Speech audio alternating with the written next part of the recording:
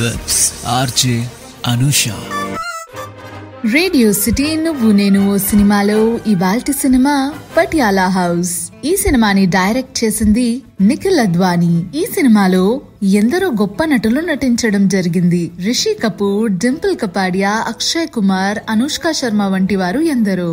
11th February 2011 release అయిన ఈ cinema ప్రేక్షకులకు ఎంతో చేరువయింది. ఈ సినిమాకి మ్యూజిక్ అందించింది శంకర్ ఎహ్సాన్ లోయ్.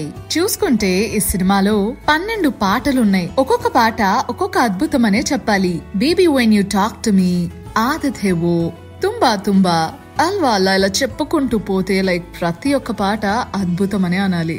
సరే, మరి సినిమా విషయానికి వస్తే స్టోరీ అంతా కూడా పరాగ్ సింగ్ చుట్టూ తిరుగుతూ ఉంటది, అలియాస్ గట్టు లేదా ఖాళీ. తనైతే ఒక జీవితాన్ని గడుపుతున్నాడు ఎక్కడైతే వాళ్ళ ఫాదర్ అయినటువంటి గుర్తేజ్ సింగ్ తన కోసం అనుకుంటాడు. గట్టు క్రికెట్ చాలా బాగా ఆడతాడు, ఇంగ్లాండ్ కొరకై ఆడాలని అనుకుంటాడు. కానీ గుర్తేజ్ మాత్రం తనని ఎప్పటికీ ఇంగ్లాండ్ టీంలో ఆడనివ్వడు. ఇదివరకు గట్టు పట్టు పడితే గుర్తేజ్ తన్ని జడిపిస్తారు, నేనికపై ఉండను నువ్వు అలాగా వెళ్తాయి అని చెప్పేసి. ఈ ప్రపంచంలోనే ఉండను అని బెదిరిస్తారు. వాళ్ళ సిబ్లింగ్స్ కూడా పెద్ద పట్టించుకునేవారు కాదు. తనదొక ఒంటరి జీవితం. కానీ జీషాన్ అండ్ అలానే తన స్టెప్ సిస్టర్ అయినటువంటి సిమ్రాన్ తన లైఫ్ లోకి వస్తారు. సిమ్రాన్ గట్టు యొక్క చైల్డ్హుడ్ ఫ్రెండ్.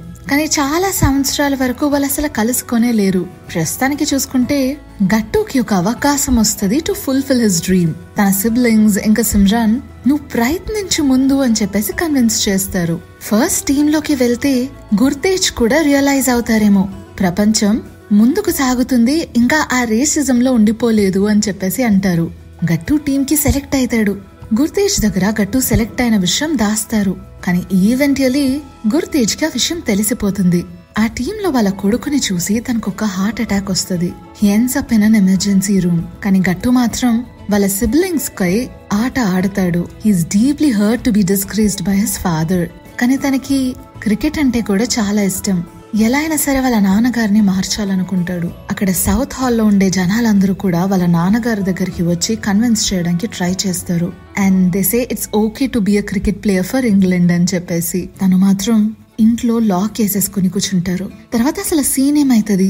గుర్తేజ్ గట్టుని క్రికెట్ ఆడనిస్తారా లేదు అంటే మళ్ళీ తన ప్రాణాలు తీసుకునే ప్రయత్నం చేస్తారా? ఇంతమంది చెప్తుంటే తనకి ఒక రియలైజేషన్ ఫ్యాక్టర్ అనేది అసలు వస్తుందా? ఇదంతా తెలుసుకోవాలంటే సినిమా రిపీట్ వేసుకోవాల్సిందే. అదబ్బా నువ్వు నేను సినిమాలో ఇవాల్టి సినిమా పటియాలా హౌస్.